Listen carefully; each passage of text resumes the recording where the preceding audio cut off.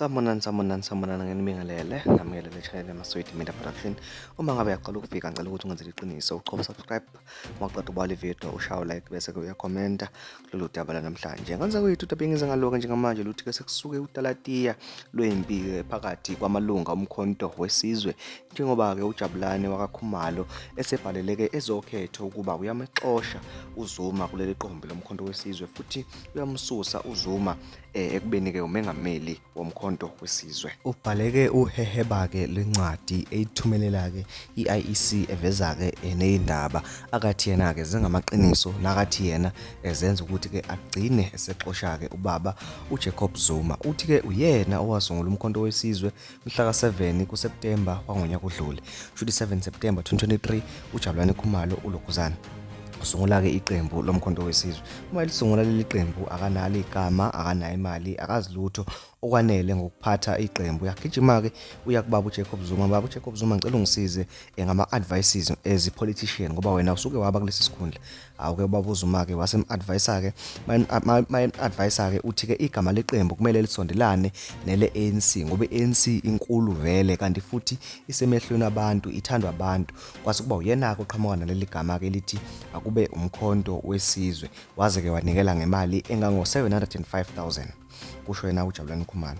Uthi ke uZuma ke waqhubeka lapho wathi ayilonjwe nge16 kaDisemba ngoba vele iMK yeqiniso leyakudala yakade ke isungulwe ngalo lolu suku ingakho ke bagcine beyilontsha nge16 kaDisemba 2023. Uphinde ke athi ke umfowabo Khumalo ke ngokwazi kwakhe kanti futhi nokwazi komphakathi uZuma ngalesi sikhathi ubekade eyilunga leANC. Okwakhe nje akathi uzokwenza wathi uzosiza ukukhankasela noma uzolekelela ekukhankaseni komkhonto wesizwe ngoba ngisho ememezela leli qembu akashongo ukuthi uzoba umengameli waleli qembu kodwa wathi ngo2024 angeke azayivotela iANC kaRamaphosa kepha uzosiza ukukhankasela iqembu lomkhonto wesizwe. Ukwazi kwakhe ke yena kubaba uKhumalo ukuthi MK inekomiti eliqondisa igwegwe ngaphakathi eqenjini futhi lelo komiti uyena olengamela uKhumalo.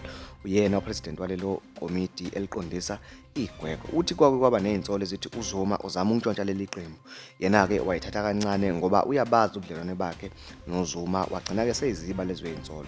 Uthi ke mhla ka23 kuApril 2024 uyamangala sebizwa ke abantu yebo labo bantu baseqenjini lomkhonto wesizwe kodwa abekho kulelo komiti. Babefika ke kuyena ke labantu ke bayisigungu nje baholwa ke upresident Jacob Zuma. Befika upresident Jacob Zuma umemezela ukuthi uyamsusa uJabulane Khumalo njengomengameli kuzoba uyena umengameli. Kwase ke kwenziwa incwadi yobugunyathi ithunyelwa kuphi kwiIEC ithi uJabulane Khumalo uyavuma ukuthi uJacob Zuma abe umengameli yena uyasuka esikhundleni sokuba ke umengameli leqembu lomkhonto wesizwe. Ukuyinto ke akayiphikayo yena uJabulane Khumalo uthi ke akakaze ayisho futhi ke akakaze ayithumele leyo ncwadi. Uthi ke mayiqhubeka ke nencwadi yakhe ebhala uJabulane Khumalo uveza ukuthi ke kunezinsolo ezithi ke uma kuphela ukhetho okanye emva kokhetho kukhona umholi welinye iqembu eliphikisayo ozoza ke kumkhonto wesizwe afike ke abe umengameli womkhonto wesizwe. Uthi ke futhi lo mholi usasebenza kulelo qembu ke eliphikisayo kodwa kuvela ukuthi lo mholi uzosuka bese ke ezohola umkhonto wesizwe.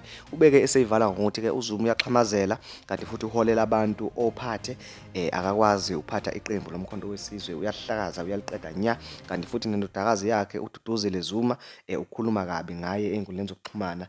Ngakho ke uthatha isinqumo ke sokuthi ke uyamxosha uJacob Zuma kulelo qembu. Ngenza kwethu ibisho njalo nje incwadi ebhalwe ke uJabulane wakaKhumalo. Ivideo ke elandelayo iveza ke okuvezwe abahlaziyi ke bezepolitiki kanti ke nanokuthi amalunga omkhonto wesizwe wona ayithatha kanjani ke le ndaba njengoba ke besimbona uJabulane Khumalo eseka ke ubaba uJacob Zuma enkantolo kade evinjwa ukuba ke abe umengameli kodwa manje usethi ke yena akakaze athi uJacob Zuma akabe umengameli. Ngicela ukuthi ungenzele iqiniso ucofa usubscribe ulike bese ke uyakhomenta. Sedibane kwivideo elandelayo. Ngiyabonga.